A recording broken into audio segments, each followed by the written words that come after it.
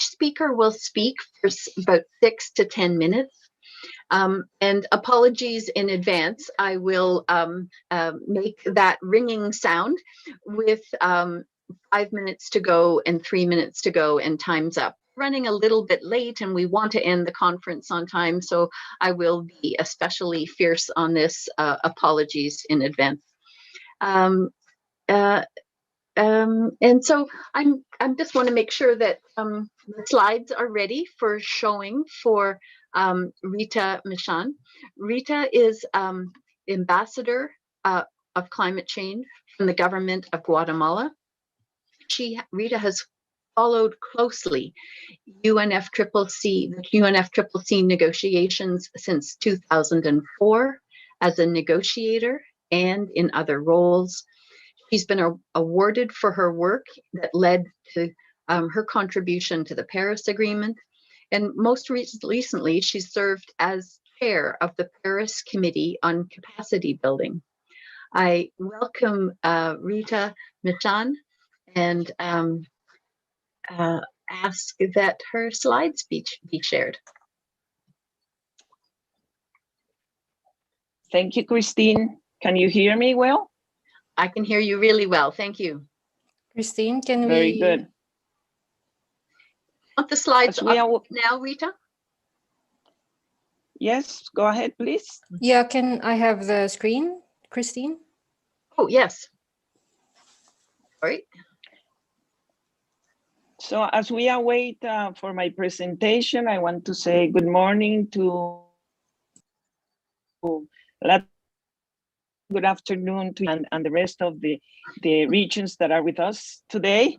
I know it's a bit of a difference time, but it's a pleasure to be here. I want to thank the coordinators for this event on why governance matters for a better climate. And as you can see, my responsibility today is to speak about building bridges amongst formal and informal groups established under the UNFCCC negotiation. Continue, please.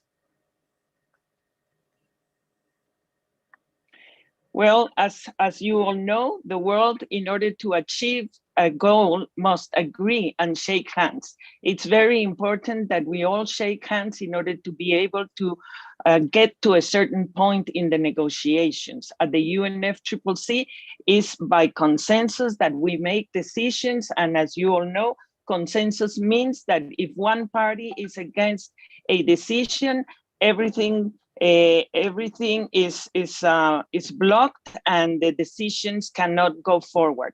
Therefore, consensus is a key factor in the UNFCCC negotiations. A shake of hands, openness to listen to one another results into affirmative action, therefore open communication, and that is a must in the UNFCCC. Continue, please. This picture that you see is a famous picture. Some of us were there, some of us have seen it in the past, and this is the moment in which the Paris Agreement was consensus and agreed to become what it is today. Though getting to the Paris Agreement wasn't easy. It lasted several years of negotiations, being the previous 3 COPs key during since the COP at Copenhagen, when there were difficulties and trust was lagging, and the multilateralism entered into a phase of mistrust, lack of confidence, elements that are key for the negotiation, and all of this was surpassed. And then we had the Paris Agreement, which, as you know, the goal of the Paris Agreement is to strengthen the global response to the threat of climate change in the context of sustainable development and efforts to eradicate poverty. This has been said easily, but we all know what it was to achieve the Paris Agreement, and now we are proud of having the Paris Agreement on board. Thank you. Continue, please.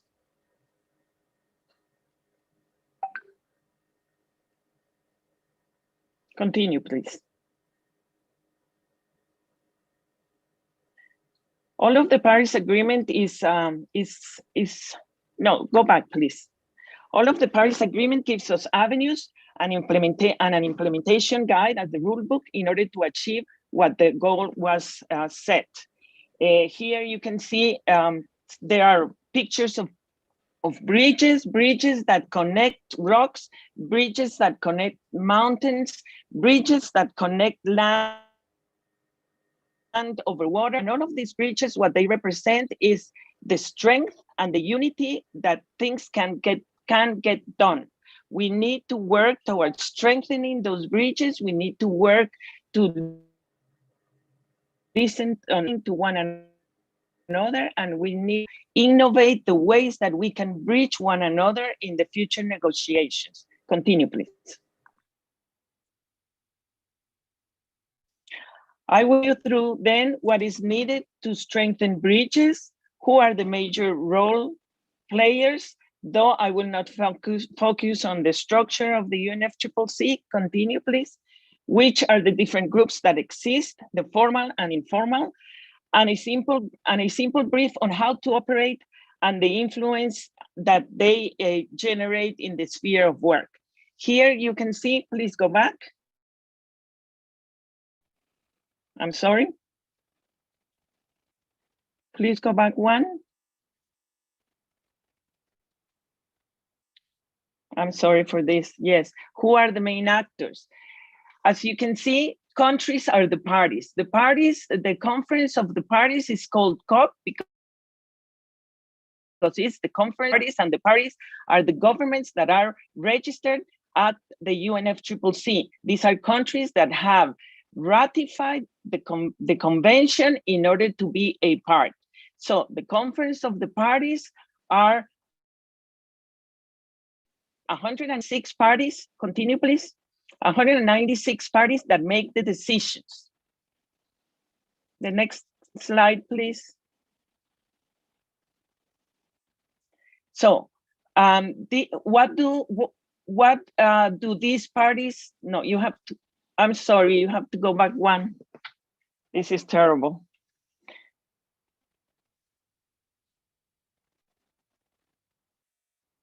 The previous one.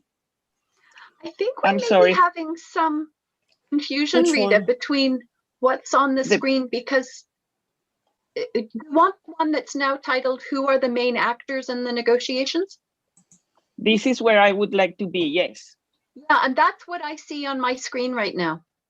Yes, but then we had the following one. Anyways, let me just continue. The country members that have ratified the convention are the parties, and they have access to all meeting rooms. The observers, the non-party stakeholders are NGOs, civil societies, indigenous people, UN agencies, academia, or any others. And they have access to formal meetings and informal meetings only when parties agree to give them the opportunity to participate. Then we have the press. The press is important also for international and national levels in order to communicate what is taking place in the negotiations. They have access to formal meetings as well as to of course, the press conferences. And then we have the Secretariat of the Convention that organizes the session and gives ample access to all parties and non-member stakeholders as well. Continue, please. In the following one, we can see all the different formal and informal groups. If you can see the previous one, there are many overlappings in all the formal and informal groups. And this is a very interesting factor because due to the overlapping, that means that one person from the African group can talk to is part of the G77, and as well as of islands are part of some small islands countries, as well as least developed countries. So this overlapping permits to talk to different groups at the same time in different from the different regions, which helps to construct and build the bridges that are needed to achieve a major decision. We can continue, please. In the following one, you have the major groups: the European Community with 27 members, the Umbrella Group with 11 members, the G77 and China with 130 members, AOCs with 43 members, EIG with 3 members, African Group 53 members, GRULAC 33 members, LDCs 50 members, and in this slide, GRULAC, I must mention that it's not part of the negotiations of the UFCCC because it only functions in the headquarters of New York, and it's dedicated to mostly to apply to nominations of the different piece of the UNFCCC. Continue, please. In the following one, we have other groups that are not officially registered under the UNFCCC. ILAC is the Latin American Caribbean Alliance, Independent Alliance. ALBA is the Bolivarian Alliance. Rainforest Coalition is dedicated to REDD+. The Arab Group, SICA is the Central American Integrational System, and GRULAC again. If you can see, these groups are not officially registered due to the fact that they were organized through the processes towards certain nations or towards certain stages of the negotiations under the multilateralism. ILAC has become a very important group in the negotiations due to the fact that they have an advisors unit that includes professionals from different parts of Latin America that are experts on specific issues as mitigation, adaptation, finance, etc., in order to advise the countries that participate in the negotiations. Guatemala is a member of ILAC, and therefore we have advisors that can guide us through the negotiations because they are dedicated and they follow step by step throughout the whole year a specific issue. Therefore, that has given strength to the 8 Latin American countries that participate in ILAC. The same as for the other groups, but in the case of SICA, the Central American Integrational System, which Guatemala is also a member of, sometimes the voice is not as strong because they lack this advisory committee that is so important in ILAC. Then we have the Cartagena Dialogue, which is a very innovative way of approaching the negotiations. In this Cartagena Dialogue, we have more than 30 countries participating, from developed countries to developing countries, least developed, Asia Pacific, etc. And we are all in this table together, preparing for the negotiations with different points of view, which is a key factor in the negotiations. Each one of us has to learn to listen to one another openly, because we all come from different cultures, we all come from different backgrounds, and sometimes even if we speak English all at the same time and at the same table, not necessarily we are implying the same things. Therefore, openness in listening is very important, and generating the trust needed in order to advance and create the bridges that we were speaking of. Therefore, these 2 examples, ILAC is a good example I wanted to bring on the table. Cartagena Dialogue is another excellent example that I wanted to bring on the table of the ways, the innovative and the flexible ways that we can continue during the negotiations in order to achieve the aim that we are aiming at. Next.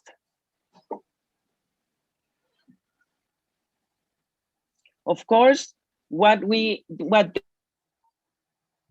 Paris Agreement at is reducing greenhouse gas emissions in view to holding the increase in the global average temperature to well below 2 degrees centigrade above pre-industrial levels, and pursuing efforts to limit the temperature increase to 1.5 degrees 1.5 degrees Celsius above pre-industrial levels.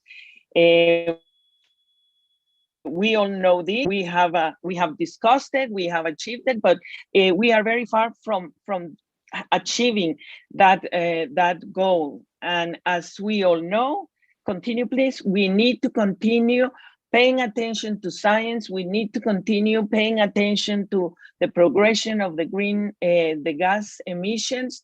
And there are facts that we must keep in mind. The first one is that activities of society in the modern world emit greenhouse gas emissions every step of the way. The more population grows, the more GHG that we add to the atmosphere. In the recent studies, 51 billion tons of greenhouse gas emissions have been added to the year, every year to the atmosphere. Zero is what we need to aim at. The result otherwise will be catastrophic. The decisions are collectively agreed. They are a set of facts, affirmations, and maps and tools that become legally binding. And rules that become legally binding. Time is of essence. The planet is one and our only home. There is no plan B. We need ambition. We need to achieve net zero goals. Continue. Here are some graphics of the global carbon budget study in 2019, which shows us how the temperature is rising, how the growth of green emissions is also rising. And then the following one, we have the sectors that emit the most. The next one, please. The sectors that emit the most as fossil fuels, land use change, ocean, land, and atmosphere, all from this same study.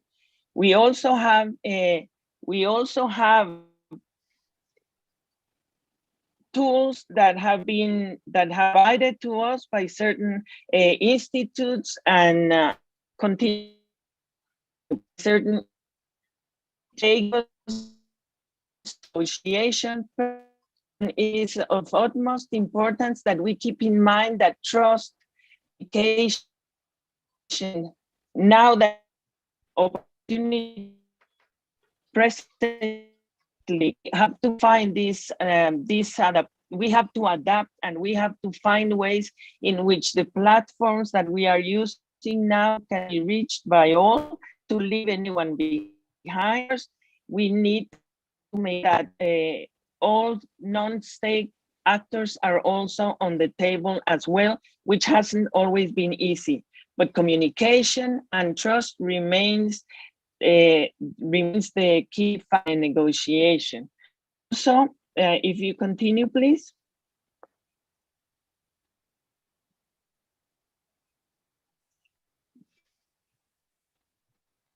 If you remember, during the years of the Paris Agreement, Macron said, let's not fool ourselves about climate. There is no planet B. This is at the time when the United States was leaving the Paris Agreement, and then now is back, which we applaud. Then we also have another one from Christiana Figueres saying that after so many failed negotiations on climate change and other issues, this agreement opened the door to hope, and it confirms that it is possible to reach global agreements. Therefore, lessons learned, a lot of difficult times throughout the years, but we finally achieved the Paris Agreement.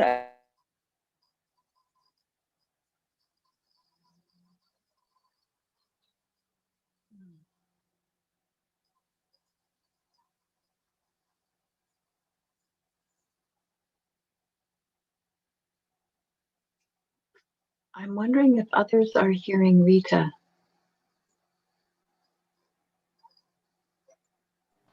No, we can't hear her. No. Okay, I think we have lost Rita. Let's just proceed with, can you just go to the next slide? I think I'm back. Oh, good, hooray. You could wrap up. Okay, well, Rita, these are we're over time. some of, yes. I just want to continue to the following one, please. Just remembering what Mayor Brown said in September 2018 at a meeting in San Francisco.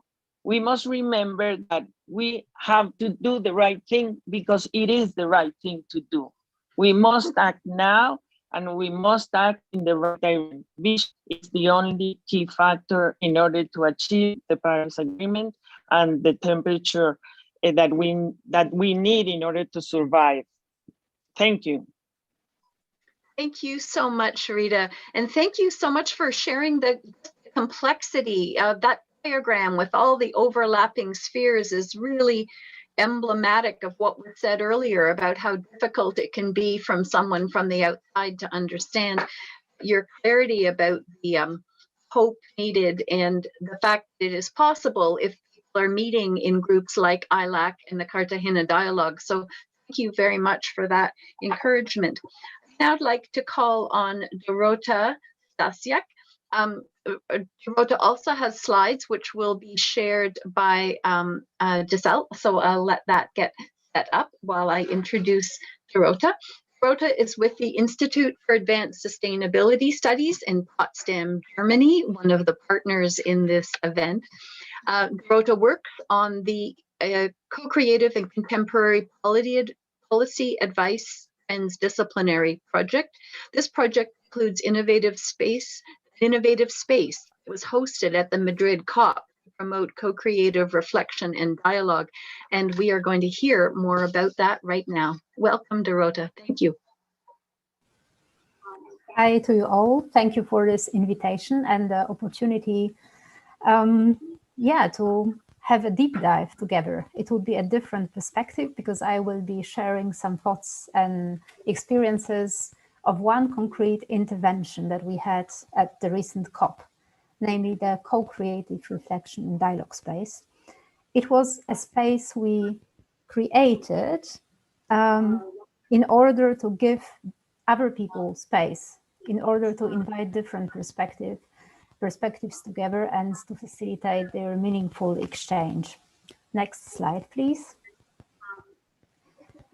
The very idea started to emerge from our observations and experiencing the culture of untapped potential at the COPs. And it was not only with respect to the negotiation table, but also the whole atmosphere around, with ineffective patterns of communication, as we think, with too much one-directional sender-receiver ways of communicating, really no time and space for meaning-making, lack of trust and time. And we also observed that despite this widely shared frustration, or maybe because of it, there is lots of hunger for more effective ways of actually becoming active together, sharing, reflecting, and making this further necessary step. And I work at the institute, a research institute that also has a transformative mandate. So we conduct research and also are wondering, okay, what to do about it? Like, what steps could we actually suggest?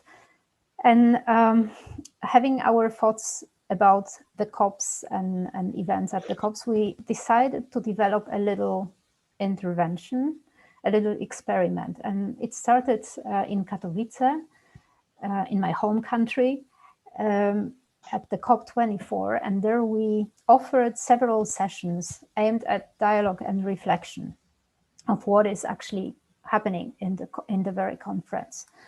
And we were guests in different rooms, and we learned a lot about enabling and hindering factors for dialogue. And one lesson learned was with respect to the space, and that co-creative processes actually would benefit a lot from having a space that is supporting this spirit. Next slide, please. And that is why we decided to use a chance and rent some space at the COP in Madrid together with some partners, and to arrange what we labeled as a co-creative reflection and dialogue space. Our ambition was to discuss the culture of the COP while trying to make it better at the same time.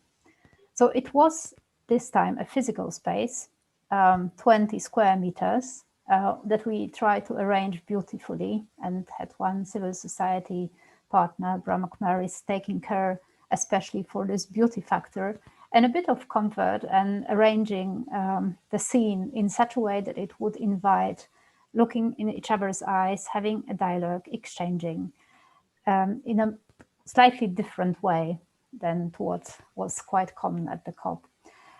In this space, we were active for 10 days, organized more than 40 sessions with around 300 participants. It was open to anyone who wanted to attend.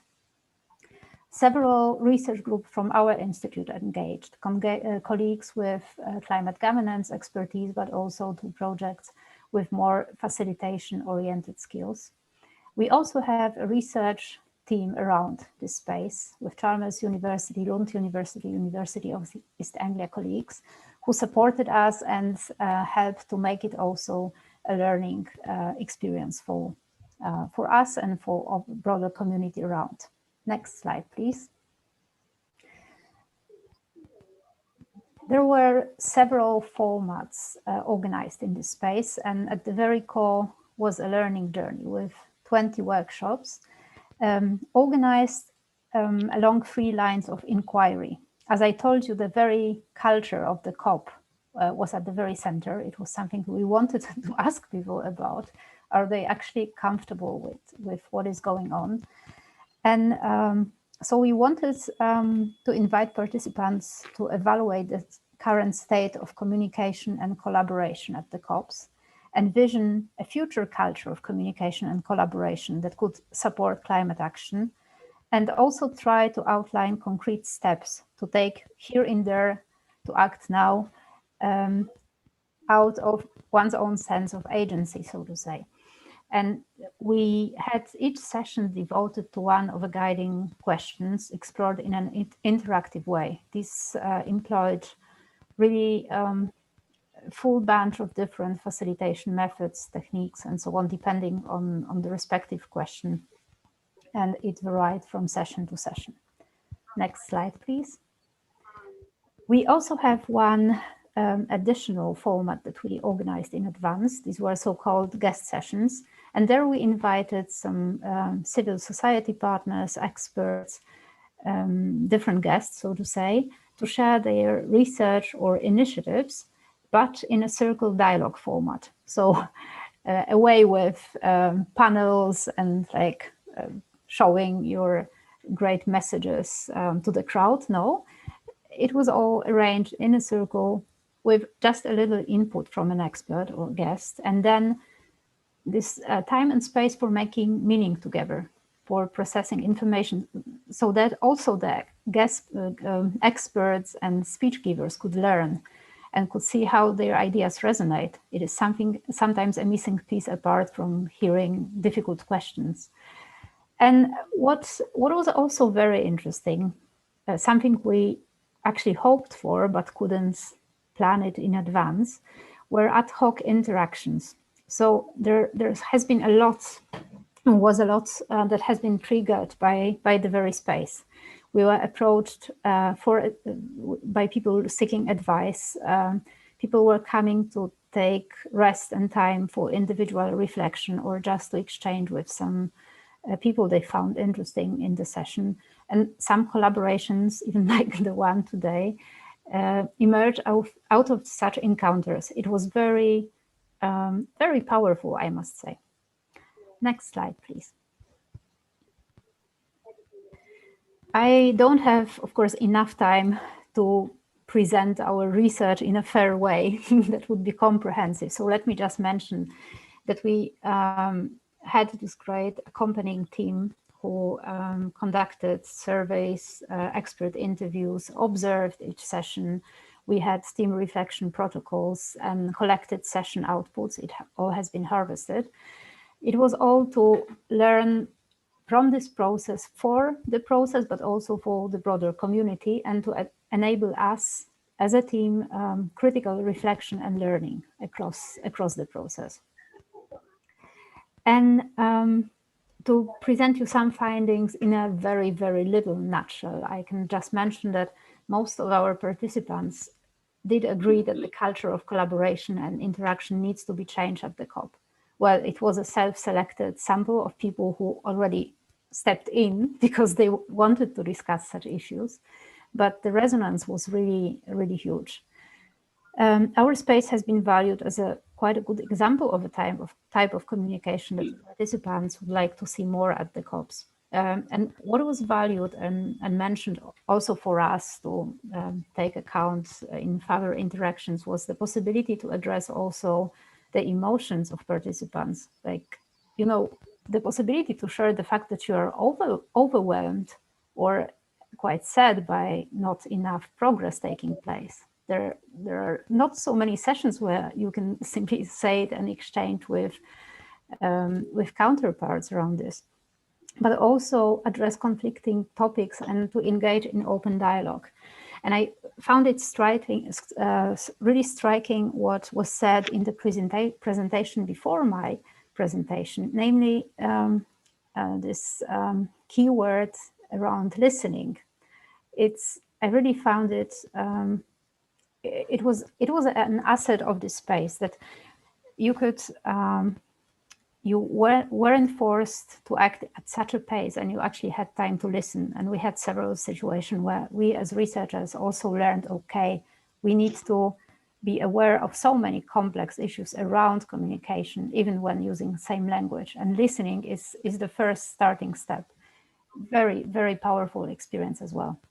And what was also interesting is actually what you need for such spaces and climate action is this mixture of tool set, skill set, and mindset for facilitation, but also for interacting and collaborating within such complex settings and for climate action generally, I would say. And we are going to the last slide, please. I'd like to give you some perspectives because we are at the moment preparing for the next COP and wondering what we actually could do, what contribution would be fitting under current circumstances. The team and network of collaborators is growing, and here I would like to invite any one of you who would like to join the conversation just to reach out. We are sharpening our research focus and process design.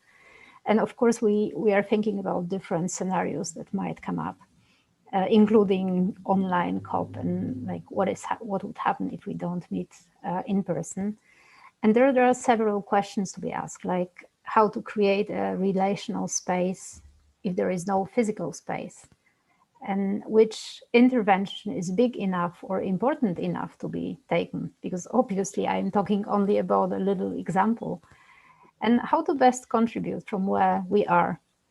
And we met with the team like 2 weeks ago, and we found that questions might be really powerful, because when we were asking our provoking questions at the last COP, like about this one, I have a screenshot from our Twitter account, like about elephants in the room, what nobody wants to talk about. And we asked such questions around the very culture of the COP, actually not believing that anything might change that quickly. And now, after a year and a bit more after that, it's actually, we are in under quite different circumstances regarding the very process. So maybe there is space for change, and maybe our space, co-creative reflection and dialogue space, would also fit there. So that's basically it for an impulse. Next slide. These are my contact details and the details of our institute and some addresses if you are interested in the initiative and would like to exchange. Thanks a lot. Thank you so much, Dorota. Touches my facilitator heart, have such wonderful focus on what are the enabling and inhibiting factors of important conversations. So thank you so much, and for the invitation to anybody to partner with you to become more involved in this process. Thank you very much. So I am now going to call on our next presenter, Crispin Govern, who I believe has no slides. Crispin, you can correct me if that's, Crispin, maybe you could just tell me, do you have slides, or are you that you are sharing, or are you just speaking yourself? No slides. No slides, perfect. Okay, so I will continue. So, Crispin has served for more than 15 years as a climate change negotiator for the government of St. Lucia, mostly as lead technical negotiator. He has negotiated on or facilitated negotiations on Article 6 of the Convention and response measures. He serves on the Paris Committee on Capacity Building, and since 2017, he has had the position of Program Director, Climate and Disaster Resilience at the Organization of Eastern Caribbean States, where he is still closely moderating UNFCCC negotiations. I call on you now, Crispin, and I will, even though we're in a hurry, you can speak nice and slowly, and I will give you a mark at 5 minutes to go and 1 minute to go of your 10 minutes. Thank you. Okay, thank you very much, Christine, and good day, everyone. I will be brief, actually, partly because of time constraints. But I think to start off, it's fair to say that since I joined the negotiations way back in 2000, the role of non-state actors in the negotiation process has certainly grown. And if we fast forward to, well, almost to the Paris Agreement, the Paris Agreement encourages parties to work closely with non-national actors to catalyze efforts to strengthen action regarding adaptation and mitigation action, among other things. And it also encourages non-party stakeholders to register their climate actions in the non-state actor zone for climate action platform. Now, the question we're contemplating is how we can make better use of non-national actors. Broadly speaking, we can look at making better use of non-national actors from two aspects, namely from that of the formal negotiation process and that of action at the country level. Now, time doesn't allow me to go into extensive detail, but I think I can focus on one or two insights. So, from the context of the aspect of the formal process, how to effectively capture the inputs and thinking of non-party actors. I think one of the things that we can do is to strengthen the architecture to capture the concerns and opinions of these actors. And there, as a previous presenter said, 46% of the actors who at the last COP were non-party actors. Now that's a large number, but of course, at the end of the day, it is decisions that state actors make. In other words, the formal negotiations, the decisions are based on the views and the consensus among state actors, and that has been and understandably is the how the system functions. But I think we can take some practical steps, and one of these can include establishing, for example, regionally balanced focus groups to contemplate specific issues or topics that can be not just noted for the record, but actually factored into the decision-making process. So, for example, we could look at, say, if we want to address the question of how can the private sector better feature in ramping up climate finance. Very often we have these forums, or we have these conversations and so on. It's recorded, but it does not necessarily focus. It's not necessarily factored directly into any decision-making process. So if we say the same way we have there are questions that are required to be answered by state actors on the negotiation process, and there's normally a time window for doing that, and these views can be compiled. I think if we have specific questions that can be targeted at non-state actors, how to get, for example, another example could be how to get local governments engaged, and so you can have those focus groups regionally balanced, of course, to ensure that you have representation from the various regions and so on, and those focus groups can actually come up with answers that can be contemplated in a more formal way, and hopefully help to guide the process. Because obviously, how climate finance, to use my original example, can be factored in is going to come down. I think the private sector can probably best answer that question. Now, at the country level,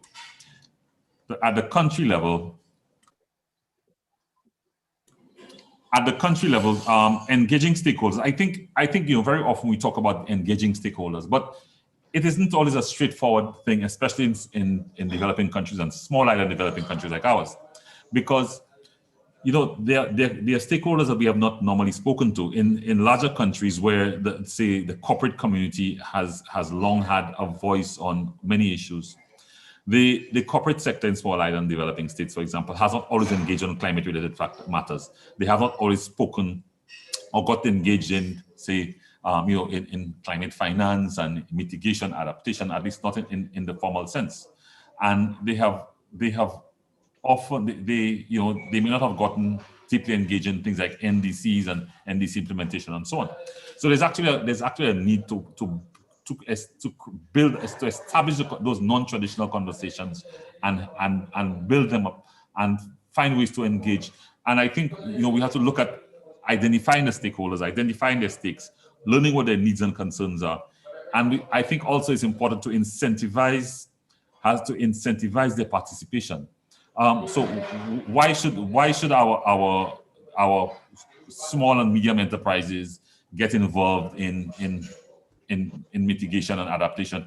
How can they do it? When concern is always the bottom line and not just environmental concerns and doing what is good for the planet, because businesses generally exist to make a profit for So I think also we have to look at including them where possible in a meaningful way, not just in consulting them when we're preparing for negotiations, but if wherever possible, actually engaging, if possible, bringing them on national or regional delegations and so on.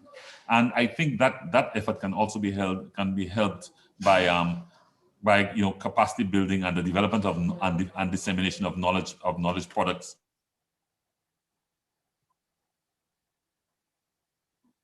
And so on. Thank you.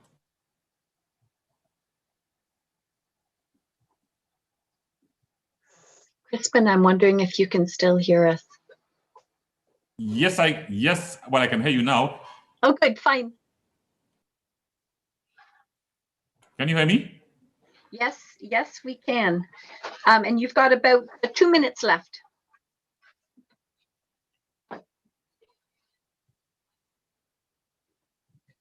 Oh, but I believe you're now muted. Yeah, I try to tailor my presentation to basically suit of 5 or 6 minutes, because I thought I had only 5 or 6 minutes, so I thought I'd fallen within that zone. I guess if I can give a quick example, we're currently working on an initiative called the Eastern Caribbean Solar Challenge, and we're trying to engage not just the private sector, the corporate community, but also households, and trying to get them to install or accelerate the installation of photovoltaics, solar electricity on their roofs, and also we're trying to get the government to work. So this is actually the first time, in our region where we're trying to get all the partners together, because people have been doing their thing on their own. So right now we actually have to find the entry point to actually engage those stakeholders. Okay, as they say, what's in it for me, so to speak? Why should I get involved? I mean, yeah, it's good to save the planet and everything, but so we have to find, we have to tell them, look, it's good for your bottom line. It's it's good corporate social responsibility, etc. That's the private sector. Households, that you can cut your energy bill and so on. So we have to be able to tailor the messaging, tailor the marketing, and actually get people to buy into this process. So it is, it's actually learning by doing as we go along, and it's a very interesting process. All right, and I think it's fair to say that we are still learning as we go. But the fundamental point I'm trying to make is that it's not always it isn't, you can't always take it as a given that all the experience and the modalities exist at the country level for engaging non-state actors. Some are more. There's a longer tradition of doing that. Others is still emerging. For example, your financial sector, getting them to buying into, at least in our part of the world, getting them to buy in investment in the climate business. And it's only now that some of them are beginning to offer specific products tailored towards climate and so on, or climate change in terms of adaptation and mitigation, resilience building. So I think I will again stop. Thank you. Thank you very much, Crispin. So many interesting ideas.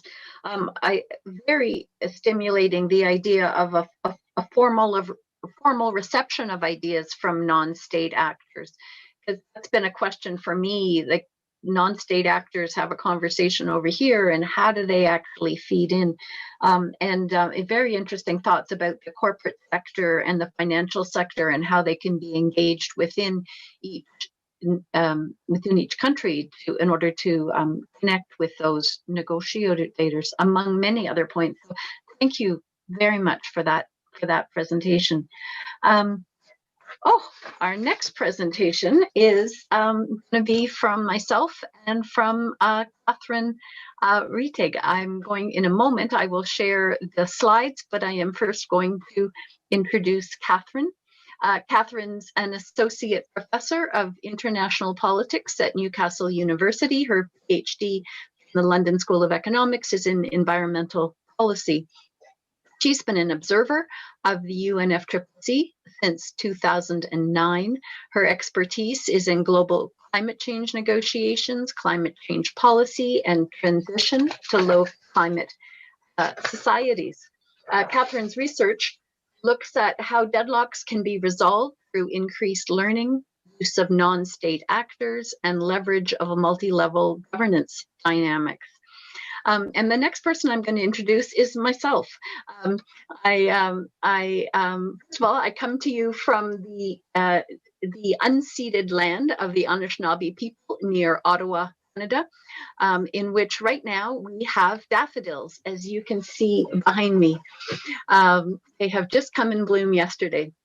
I'm a facilitator and a mediator specializing in multi-party, multi-sector consensus building process involving environmental stakeholders, sustainable development, justice, health. I have a law degree. I'm an active member of the climate change team for Mediators Beyond Borders International. Many of the members of our group are represented here today as facilitators. I also serve as an advisor on climate governance to the World Federalist Movement Canada. So I am now going to start my screen sharing for our presentation.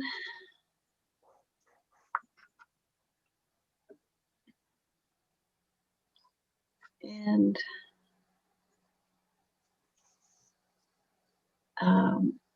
I think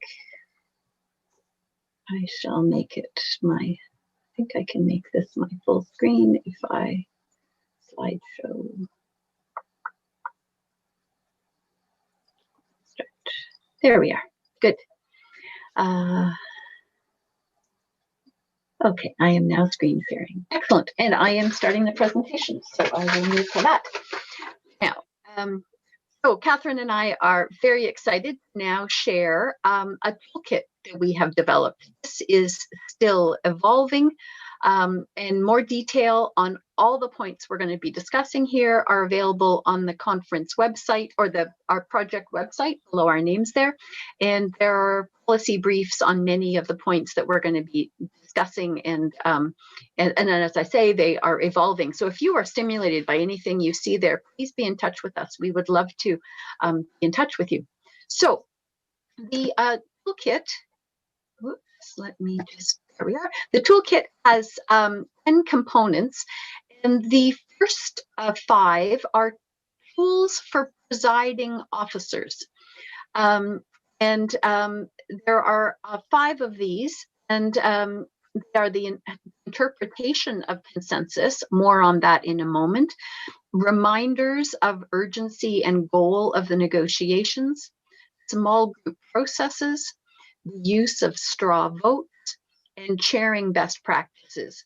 I could talk at length, any facilitator could talk at length about many of the importance of these tools. I'm just going to focus on consensus because the time constraints. I encourage you to go to our website to read more. As Rita mentioned earlier, consensus is often interpreted as meaning unanimous support, that everyone supports this idea. And in observing climate change negotiations, regularly would see a presiding officer suggest something, one party object, and boom, that idea is dead. And that is not in accord with the way I facilitate consensus decision-making processes in the civil sector. So this made me very curious, and I thought maybe we could take a look at some consensus fundamentals, like what is consensus? What is consensus? It's coming to the best decision which all can agree or can live with, not necessarily the preferred option for all. What it means is any objections have been heard, have been understood, and have been considered in coming to the decision. It does not mean that there is unanimity. And some UNFCCC presidents have stressed that interpretation. Perhaps most famously is Patricia Espinosa, COP16 president, who in commenting said that consensus does not mean that one country has the right of veto and can prevent 193 others from moving forward. Now, she said that in a speech given after that COP, in response to a situation that arose in the very closing session, in which she gavelled as approved the Cancun agreements, despite the fact that Bolivia was waving their hand trying to get their attention because they wanted to speak against it. And Patricia Espinosa has amazing leadership in achieving those Cancun agreements. She created innovative ways of creating links between developed and developing countries. She had contributed so much to bringing people together before that. Much can be learned. But in this one little aspect, I just think as a facilitator, it just rubs me the wrong way that the process requires you to ignore somebody in order to get something done. And so what we recommend is that there be better use of something that's part of consensus called standing aside. Standing aside means someone says, we don't see the need for this, or we think it may be a mistake, we don't like it, but we can live with it. And because our objection is not strong enough to stop a vast majority of nations who are ready to move forward. And when parties choose to stand aside, consensus exists. Now, currently, they do stand aside just by being quiet. It's not a formalized thing. And I think if it was formalized, there would be more chance that people would take that option. It raises then the standard of a formal objection that would mean that consensus does not exist. And that formal objection would then be, we cannot support this or allow the rest of the parties to make this decision. It's a very high standard. It's not just even a party's strong preference. It has to be something like, go forward in this way violates the goal or ultimate values of the UNFCCC. It would have to be something higher than this is just our government's position on this, beyond the red line that was discussed earlier. So, of course, an obstructionist-oriented country could just say that their objection meets this high standard. But we believe that a robust use of standing aside might provide some face-saving and a trust-building mechanism to strengthen this aspect of UNFCCC process. And with that comment, I am now going to pass the microphone over to my colleague, Catherine Teague. Thank you very much, Christine. So I'm going to present the second part of the toolkit, and the point 6 and 7 almost also relate to the first part, which is about content experts who ideally would identify and develop options to really help when negotiators are often stuck with the extremely technical details that are being negotiated, and to really help directly within the session, ideally by being present there and being kind of on call to provide additional expertise, or to at least provide that overnight. The 7th point is that there would be facilitation experts who would be able to support parties to explore issues and develop consensus. Often within the negotiations, it's happening ad hoc, often a party representative volunteering to act as a facilitator. But what we have also seen based on our research is that, and observations over the last 10, 12 years, is that often it would really help the situation and achieving an outcome if there would be a neutral person at hand to facilitate a small group of the perhaps 10 or so party representatives standing around a table at that moment. I'm going to focus on the last 3 points on mutual learning among negotiators and non-national actors, institutional memory of negotiation and facilitation techniques, and non-negotiation settings to explore common ground in my presentation. Also, especially because this is really based on much of my research over the last 10 years within the UNFCCC negotiations, and also going beyond that. Next slide, please. So mutual learning is something which is often talked about, like the importance of learning. We've already heard it quite a few times at today's conference as well. So what exactly is learning? So we see 3 different types of learning. One is knowing more facts, getting additional knowledge. The other one is experiential learning, learning and reflecting on our own and others' experiences. And the third aspect of learning would be really changing the way we see things, our underlying beliefs, or what we think of what kind of policies or what kind of negotiation approaches should be used moving forward. And learning happens on the individual level, so ourselves as non-national actors, as negotiators, and also within our delegations, within our government ministries, within organizational aspects, where we then not speak in our personal capacity, but on behalf of something or someone. And what really needs to move forward is, and where we see the role of the UNFCCC moving into the 2020s, sharing of experiences within with national level NDCs, how they're being implemented, to really avoid that countries reinvent the wheel. If another country has already good or bad experiences with a certain policy approach, that's very important for the others to know, and then to reflect on, to learn, to adopt some elements, but not necessarily those that wouldn't work for them. Another important point is mentoring schemes for junior negotiators. There's a very big change in people coming in, coming out of the negotiations. Some have a wealth of experience over 5, 10, even more years, and some are really just starting out. And there are some knowledge exchange aspects already there, but mentoring schemes would be something where an experienced negotiator really works with a junior negotiator for a year or a certain time. That would certainly help. And then a third element is the institutional memory, which is also linked to people with a wealth of experience leaving, and the extremely high complexity the negotiations have achieved so far. So anyone starting out wondering what is going on here would really benefit from some kind of database, almost like a wiki style platform, which details not just important terms, but especially negotiation techniques, institutional memories, what are the indabas, what has been done in the Talanoa dialogues, all those terms which don't mean much to people when they hear them for the first time. And this also links to training manuals and workshops for chairs and negotiators.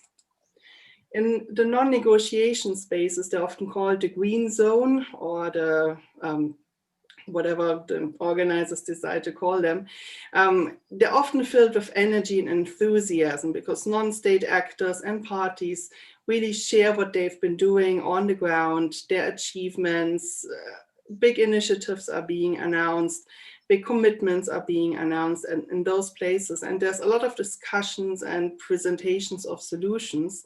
Whereas on the other hand, when you then walk over to the negotiation venues, there's often not that much energy around. And it's really about thinking of bridging those and actually getting this positive energy from the green zone, the non-negotiation spaces, also into the formal negotiations. And it's also about having a space to explore innovative climate action and cooperation, which really helps parties to move beyond the negotiation script so that they can actually share what they would be willing and able to agree on, to really think creatively outside the box and to then be able to take that back to their governments as well. And the third part is the action on climate empowerment dialogues, which have been growing and becoming more complex, and also with many more participants over the last years. And the important thing after observing those would be to define the objectives and desired outcomes more clearly, to attract participants that can help achieve the outcomes and the objectives, and to also design the dialogues in a way that are tailored to achieve the objectives and the outcomes. So to move a little bit away from the currently kind of random attendance of people to actually, in a targeted way, invite those who would really be able to move the discussions forward. Then making better use of non-national actors. The final point is there is a lot going on, and we've heard it over and over, this positive energy, how non-national actors can really contribute to achieving the NDGs and NDCs, and how important it is that they are part of the conversation. So I think what we would want to do is sound a slightly cautionary note that there's also a bit of a danger of climate washing through focusing on slightly more public relations announcements, casual exchanges, and just focusing on databases, on just showing, oh, there's a lot of happening there. But it's really about building inclusive learning and capacity building partnerships, which really help us to move beyond lip service to actual action on the ground, and to really focus on lesson drawing, on exchanging experiences and mutual learning regardless of the countries of origin. So especially the Global South has a lot to offer and has found a lot of innovative solutions that the Global North can learn from. And so it's really about South-North and also South-South cooperations. So to conclude, our key points were to reinterpret consensus, to facilitate learning among negotiators and among chairs, to use non-negotiation spaces to advance climate action, and to have an inclusive capacity building and learning partnership focus, which includes both parties and non-state or non-national actors. So thank you very much for your attention. Thank you, Catherine. It's been a pleasure working with you and look forward to continue doing so. And it's just lovely to hear all the ideas presented in this way. I'm now going to call on our final speaker, who will be sharing his own screen, and that is Dr. Kenneth Cloke. Ken, you are with us, I understand. You are here. Yes. Wonderful. Okay, I will now introduce you. You could get ready to share your screen, Ken. Okay. I'm just struck by your backdrop. So many people have that backdrop. It's a faux Zoom backdrop. For you, it is real. Okay. Ken Cloke is a mediator, a facilitator, arbitrator, a coach, and a trainer specializing in communication, dialogue, collaborative negotiation, and consensus building. And has published 15 books on conflict resolution, many of which are on my shelf here. Highly recommended. Is based in California and in the United States of America, but has worked in more than 20 countries. He is the director of the Center for Dispute Resolution. He is the founder and first president of Mediators Beyond Borders International, and he led a delegation of mediators to the Copenhagen COP. I notified Ken that I'd let him know at the 5-minute and 3-minute left point, and I'll do that with the bell. Over to you. Thank you, Christine, and thank you all for joining this call and taking time out for this incredibly important issue. Let me begin by saying that we all recognize, I think, the urgency of doing something about this. And we have two essential facts. First, we have a global problem. And second, we have predominantly national problem-solving methodologies. And I think also we have a kind of antiquated system for drawing people into conversations and into pushing those conversations in the direction of real agreement. So there are a couple of ideas that I would like to suggest, and these begin from an understanding of really two essential sets of skills that haven't been focused on significantly this morning. One of those is mediation, and the other is conflict resolution systems design.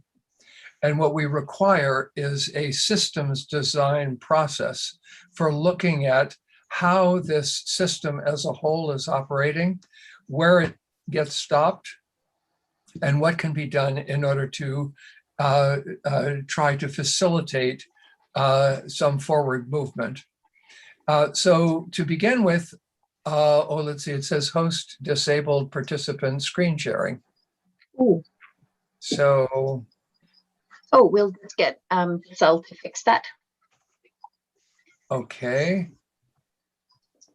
Let's see. Maybe if you list me as co-host. Yeah, maybe I have the power to do that. Let me just see here. Okay. Here we are. I don't have that power, but Giselle, I think you do as being our commander-in-chief. Okay. Well, let's see. Well, I think that I'll just kind of proceed without the slides. And then what we'll do is we can make those available, or if something shifts, we can go ahead. If we take a look at any mediation, and I've been doing this now for 41 years full time, and I am not unique in having had this experience. And the experience fundamentally, as Christine described in working with large group, multi-stakeholder consensus building processes, is that there are really three fundamental pieces of this process. One is the organization of dialogues and the facilitation of those dialogues, as spoken about by Dorota earlier. A second is consensus building, which we just heard a presentation about. And the third element in this is impasse resolution. That is discovering the sources of impasse and figuring out what methodologies might be able to draw you closer to some set of agreements. And this is what mediators routinely do. But beyond these is the systems design idea. Okay. Let me see now if I can share no, it still says host disabled participant screen sharing. So let me give you a couple of ideas about what we can do. And I've labeled this 20 ways to improve UNFCCC meetings.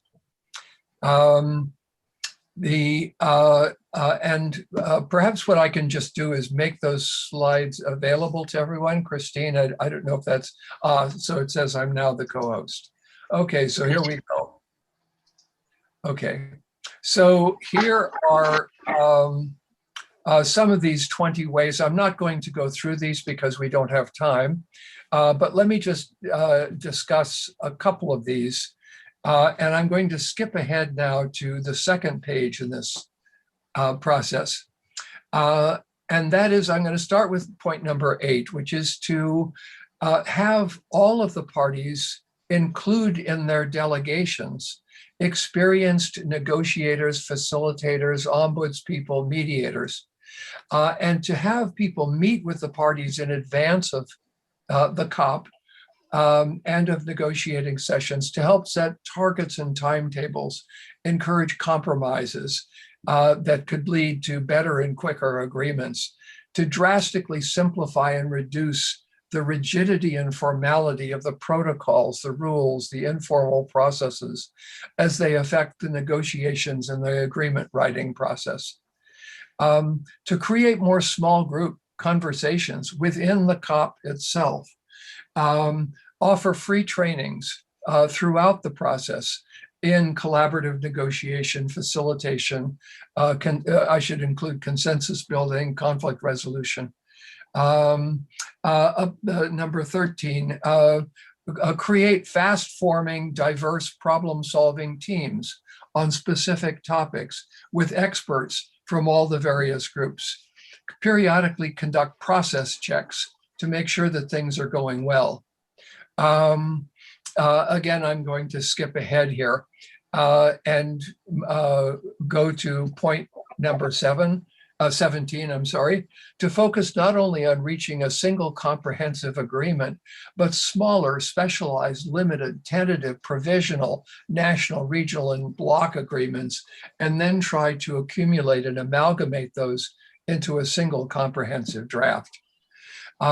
Allow facilitators to stop the process if it isn't working. And I can tell you from my experience in Copenhagen, and Tom Futak, who is on this call from the Mediators Beyond Borders International climate change team, who's attended many of these COPs, can tell you that this happens often, that the process just isn't working, and yet everyone kind of soldiers on and continues having the conversation that isn't working, rather than stopping, critiquing it, reformulating it, and figuring out how to improve it. And then to consider the entire multi-year agreement drafting process as a conflict system and use systems design principles to figure out ways of understanding how it gets stuck and how to get it unstuck. And then to realize that what we are working with here is the United Nations as an organization. And as an organization, there are a variety of ways in which, for example, the Secretary General, the Assistant Secretary General in charge of ombuds and mediation services can be brought into climate change conversations. The Mediation Support Unit at the United Nations can be brought into this work. But now what I'd like to do is to look for a moment at why these collaborations fail, why collaborative efforts often fail. One, because we don't involve those who are immediately impacted by the problem. Two, and I think this is really important, because we have simply been too timid and we have not included strategic or systemic objectives, that is, as conflict resolvers that we need to. We've excluded critics with useful ideas, etc. So there are a variety of these, and I think we can go down. This is a generic summary, but we can go down and see that many of these apply to the COPs. And here's page 2 of this. Once again, I think, Christine, you can provide these slides to people, to anyone who's interested. And I'd just like to mention the last one on this list, the failure to transform the culture, the processes, the relationships that exist between people and significantly alter day-to-day behaviors. And I can tell you that the Harvard Business Review did a study several years ago of 300 large-scale corporate change efforts that had failed. And they asked the question, why did these change efforts fail? And the single most common answer was the failure to change the culture of the organization. That is, what it is that everybody believed was the right way of doing things. And then if we take a look at consensus building as a large-scale process, here's a kind of 10-step overview of how to do consensus building that we have not really applied to the COP process. And you can see there are a variety of steps in here. And the one that I would especially like to call our attention to is number 8, which is mediation and impasse resolution. We're going to need a great deal more of this in Glasgow than we have had before. We have done some of the earlier parts of this, but not nearly enough. And I think all of it needs to really be worked on. If we just take a look at one of the pieces of this, which is about convening, the phase of convening. How do we convene people? How do we create a process? And here are a series of steps that can be taken. How do we clarify roles and responsibilities? Once again, a series of steps. Investigating and deliberating, mediating and deciding, implementing and improving. And here are from Peter Adler, 16 steps for large group dialogues, in a really terrific little piece that once again is available for people to use. So the goal of this is to say one sort of really important thing. We need to bring in people with experience in conflict resolution into the process and ask them to help design sub-processes, micro-processes even, that can begin to be effective. And I think we need to begin this starting in Glasgow. There will, in fact, be present a number of mediators who can be consulted, who can be spoken about about these processes. But I think that for our purposes, we need to, instead of just sitting back and watching this go on and watching the failures in process and the failures in how this conversation is taking place, we need to actually become more proactive and step in with suggestions, with concrete ideas, with support for people who are attempting to make this work. A great deal hangs in the balance, as we've heard from the beginning of this presentation. And I think we need to bring what we know into the room and help organize that in a way that will allow the process to become successful. Thank you, Chris. Thank you so much, Ken. Thank you for your comments, especially around the role of mediation and conflict resolution systems design. And that fits with what we've heard earlier about doing a multi-year analysis of the COPs as they are coming in the intersession, not treating it as one separate meeting at a time, but rather create that larger system. Oh, thank you. Thank you very much. Okay, we are now going to have a very short break because we're running behind, about 2 minutes, and then we are going to come back to start processing some of the ideas that we have heard. Okay, we will take a break. Oh.